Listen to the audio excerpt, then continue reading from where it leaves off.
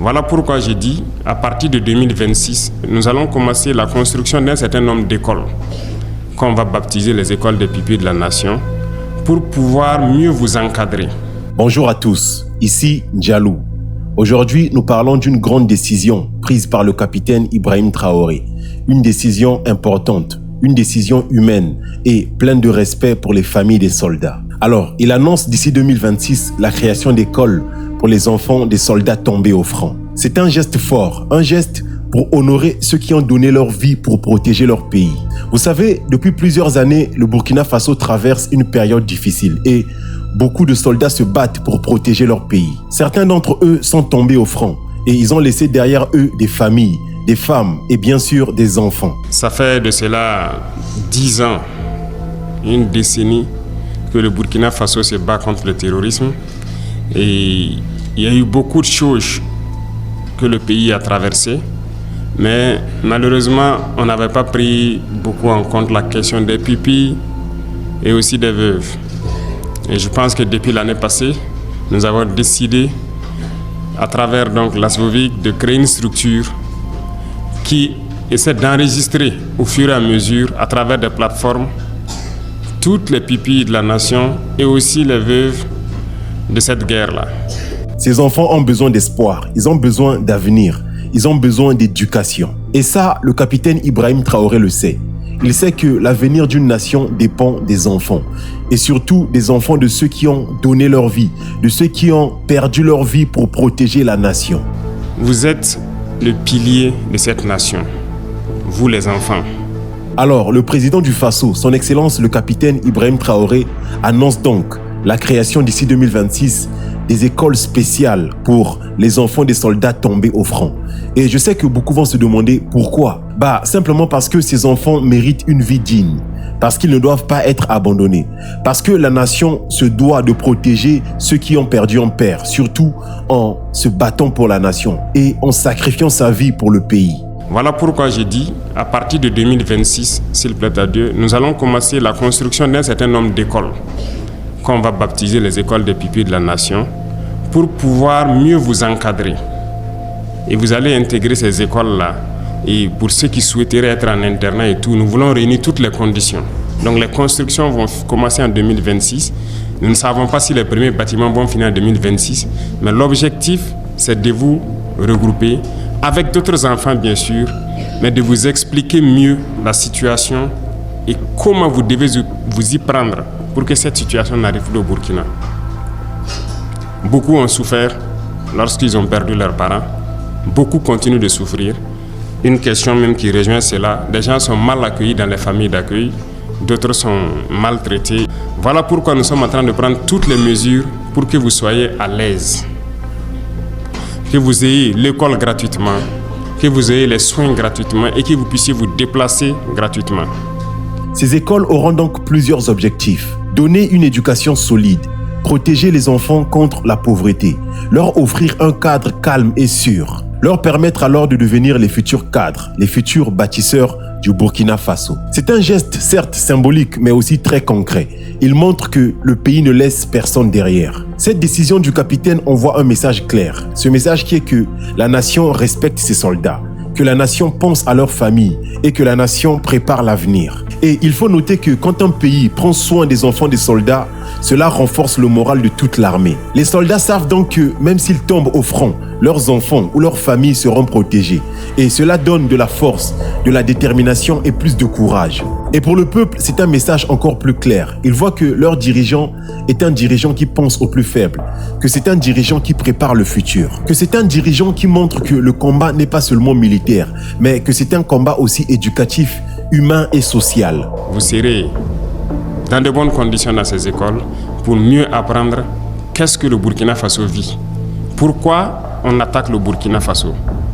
Qui sont ceux-là qui sont venus nous attaquer jusqu'au point que nous ayons perdu nos frères qui sont vos parents et tout?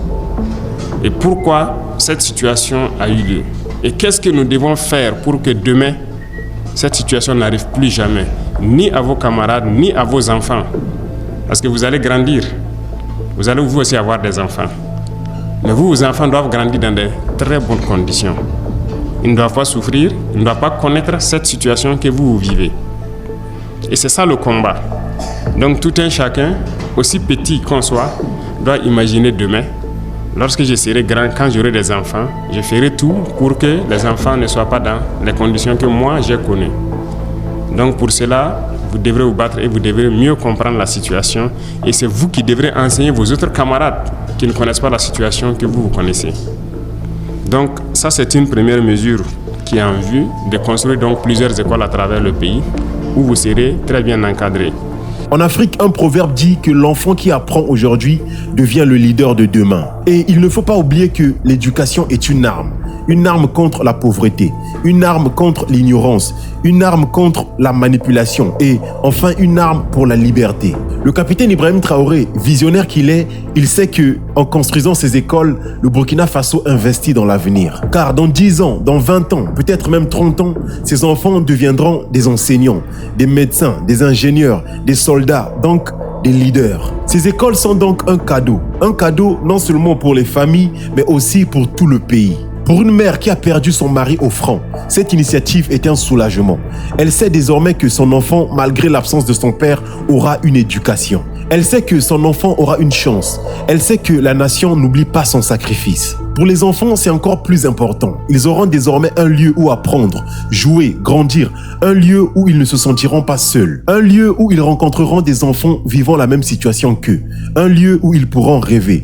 Et un enfant qui rêve est un enfant qui avance. Et cette décision du Burkina Faso peut inspirer tout le continent africain, car beaucoup de pays aujourd'hui vivent des situations similaires. Offrir une éducation spéciale aux enfants des soldats tombés, c'est une manière de montrer que l'Afrique peut se prendre en charge, peut se prendre en main elle-même. C'est une manière de montrer que la souveraineté n'est pas seulement politique, qu'elle est aussi sociale, qu'elle est aussi humaine. Sachez que l'Afrique avance quand elle protège ses enfants. L'Afrique avance quand elle respecte ses héros. Et l'Afrique avance quand elle prépare l'avenir. Le geste du capitaine Ibrahim Traoré est donc un geste très fort. C'est un geste de respect, d'amour et de reconnaissance. En construisant des écoles pour les enfants des soldats tombés, le Burkina Faso montre un exemple de solidarité nationale. Souvenons-nous d'un proverbe africain qui dit que l'arbre ne peut pas grandir sans ses racines. Et les soldats dans un pays sont des racines et leurs enfants sont des branches et des feuilles. Il faut en prendre soin. Merci donc, chers camarades, d'avoir regardé cette vidéo. N'oubliez pas de partager, de liker et de vous abonner à la chaîne Djalou pour plus de contenu inspirant. Vous êtes le pilier de cette nation, vous les enfants. Et vous devez comprendre que la situation que nous vivons n'est pas une situation normale, si je peux dire. Mais vous, les pupilles, vous devez encore mieux comprendre que les autres enfants pourquoi le Burkina Faso est dans cette situation. Qu'est-ce que nous sommes en train de faire pour nous sortir et qu'est-ce que nous devrons faire pour que cette situation n'arrive plus à l'avenir. Voilà pourquoi, en plus de l'école, vous devrez bénéficier de formations particulières. Parce que vous êtes les témoins de la situation, les témoins aujourd'hui et vous serez les témoins demain. Vous êtes mieux placés pour dire aux autres enfants ce que vous vivez parce que cette situation a eu lieu au Burkina Faso. Voilà pourquoi j'ai dit, à partir de 2026, s'il plaît à Dieu, nous allons commencer la construction d'un certain nombre d'écoles qu'on va baptiser les écoles des pupilles de la nation pour pouvoir mieux vous encadrer. Et vous allez intégrer ces écoles-là. Et pour ceux qui souhaiteraient être en internat et tout, nous voulons réunir toutes les conditions. Donc les constructions vont commencer en 2026. Nous ne savons pas si les premiers bâtiments vont finir en 2026, mais l'objectif, c'est de vous regrouper avec d'autres enfants, bien sûr, mais de vous expliquer mieux la situation et comment vous devez vous y prendre pour que cette situation n'arrive plus au Burkina. Beaucoup ont souffert lorsqu'ils ont perdu leurs parents. Beaucoup continuent de souffrir. Une question même qui rejoint cela, des gens sont mal accueillis dans les familles d'accueil, d'autres sont maltraités. Voilà pourquoi nous sommes en train de prendre toutes les mesures pour que vous soyez à l'aise. Que vous ayez l'école gratuitement, que vous ayez les soins gratuitement et que vous puissiez vous déplacer gratuitement. Donc déjà, les premiers pas ont été faits et je pense qu'au fur et à mesure, nous ne ménagerons aucun effort pour que vous soyez dans les conditions idéales pour pouvoir travailler et aussi continuer jusqu'à avoir un emploi et que l'État puisse vous accompagner dans ce sens-là. Vous devrez être les témoins privilégiés de cette situation.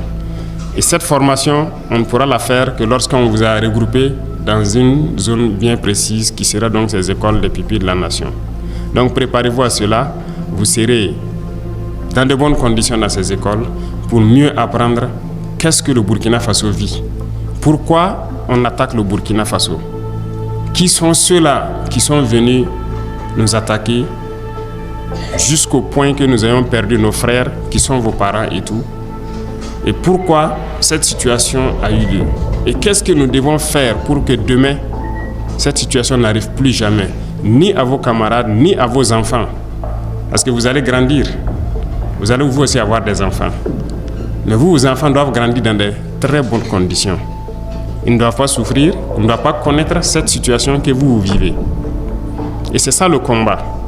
Donc tout un chacun, aussi petit qu'on soit, doit imaginer demain, lorsque je serai grand, quand j'aurai des enfants, je ferai tout pour que les enfants ne soient pas dans les conditions que moi j'ai connues. Donc pour cela, vous devrez vous battre et vous devrez mieux comprendre la situation.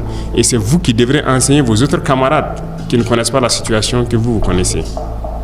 Donc ça, c'est une première mesure qui est en vue de construire donc plusieurs écoles à travers le pays où vous serez très bien encadrés. Revenant donc à l'accès donc aux soins et à l'éducation et aux autres prestations, je pense, comme je l'ai dit, c'est un début. On essaie déjà à travers les cartes des pupilles pour que vous ayez accès aux soins, à l'éducation et beaucoup de prestations. Mais ce n'est pas parfait, ça continue. À chaque fois qu'on aura une liste qui est prête, on va continuer à enrôler les gens. Et aussi les différents services, on va essayer d'activer pour que vous ayez accès à tous les services gratuitement. C'est notre objectif. Par exemple, quelqu'un a parlé des écoles privées. Donc j'invite Madame le ministre à voir rapidement quel type de convention on peut avoir avec ces écoles privées-là, pour que lorsque les pupilles, il y a dans une zone donnée des pupilles de la nation qui n'ont pas accès aux écoles publiques, ou bien il y a une spécialité dans une école privée qu'ils veulent avoir accès, quelle convention on peut avoir avec l'école pour payer ses scolarités et que vous ayez accès très facilement, à côté de chez vous, aux différents services dont vous avez besoin. Les différents services sociaux également, nous sommes en train de multiplier beaucoup de services sociaux, notamment en termes de santé. Si vous remarquez, nous construisons beaucoup de centres de santé actuellement. C'est pour rapprocher les centres de santé même de la population en général. Mais en tout état de cause, avant que tout cela n'arrive, Madame le ministre va voir aussi toutes les possibilités de convention qu'on peut avoir avec les services sociaux privés éventuellement qui sont dans vos zones, là où vous pourrez avoir accès. Donc j'attends une proposition concrète sur qu'est-ce qui peut être fait lorsqu'une pupille de la nation se présente quelque part et que ce n'est pas un service étatique. Présenter sa carte, comment il peut avoir accès au service et qu'est-ce que l'État donc peut faire avec cette structure-là. Pour la possibilité pour qu'on se revoie, la première question, je dirais que c'est toujours un plaisir, ok? Vous serez toujours les bienvenus ici et on se verra. Ce ne sera pas la première ni la dernière fois, ok? Donc vous êtes les bienvenus ici. Et n'hésitez pas, s'il y a quoi que ce soit comme préoccupation, faites remonter à travers les parents, ça va arriver au ministère. Nous verrons qu'est-ce qu'on peut faire. Et lorsqu'il y a lieu qu'on se retrouve comme ça pour échanger, vous serez les bienvenus. On va toujours dégager du temps pour vous recevoir parce que vous êtes des héros. Vous êtes les enfants de nos héros et vous êtes des héros de cette nation. Ok? C'est vous qui êtes les vrais héros parce que vous gardez au fond de vous, en silence, la douleur d'un présent que nous sommes en train de vivre, et vous devez être ceux-là qui doivent garantir l'avenir radieux de notre patrie en expliquant aux autres comment ça s'est passé et qu'est-ce qu'il faut faire pour ne plus retomber dedans. Donc vous serez toujours les bienvenus et on va se revoir, ok? Donc je vous rassure cela.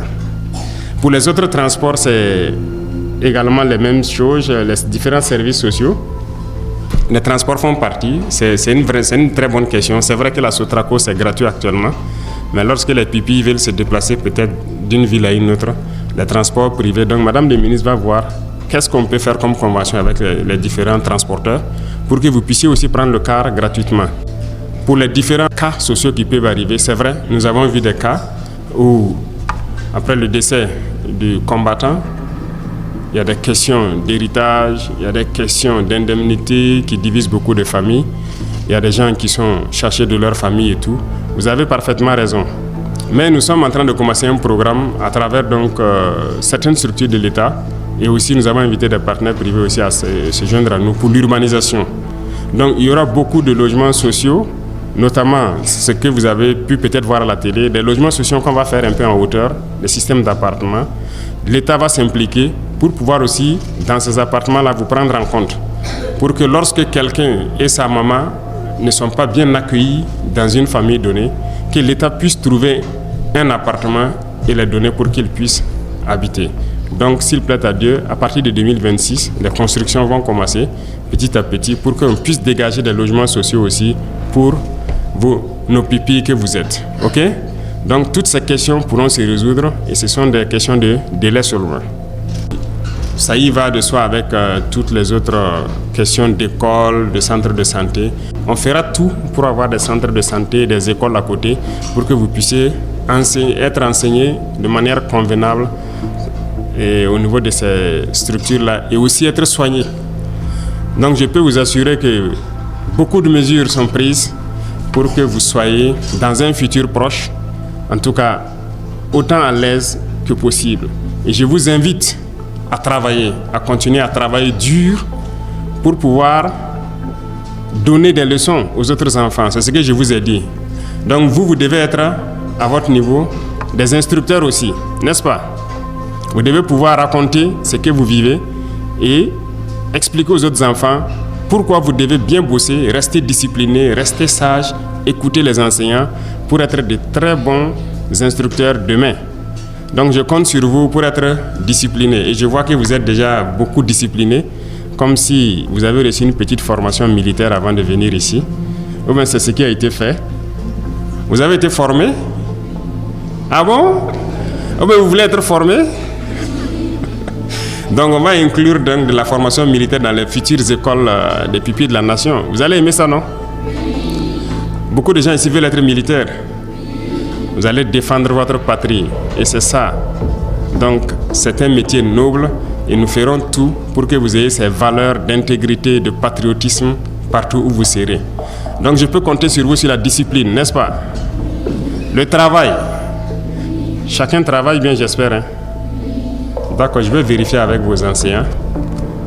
Quand vous allez venir la prochaine fois, je vais demander les bulletins de tout un chacun. J'espère que tout le monde a la moyenne. D'accord, donc félicitations à tous. Bientôt ce sont les congés et continuez à travailler dur à l'école. Travailler dur, respectez les grands frères, respectez les parents, respectez les instructeurs à l'école qui sont vos parents, qui vous enseignent, qui vous éduquent sur tout ce que vous devez faire et respectez tout le monde dans la vie courante. Ok? Je peux compter sur vous parce que j'ai dit vous serez des modèles et vous devez être des modèles. Vous devez être des Burkinabés modèles. Et qui dit Burkinabé parle d'hommes intègres. On ne ment pas, on ne vole pas, on ne triche pas, on travaille, on est discipliné. Bref, il y a beaucoup de qualités que vous devez réunir. Et je peux compter sur vous. Je peux compter sur vous. Merci beaucoup et je suis très heureux. Et donc, Inch'Allah, on se retrouve la prochaine fois pour échanger de beaucoup d'autres sujets que vous voulez. Que Dieu vous bénisse et que Dieu protège notre chère patrie. La patrie ou la mort. La patrie ou la mort. La patrie ou la mort. Voilà, et on va vaincre toujours.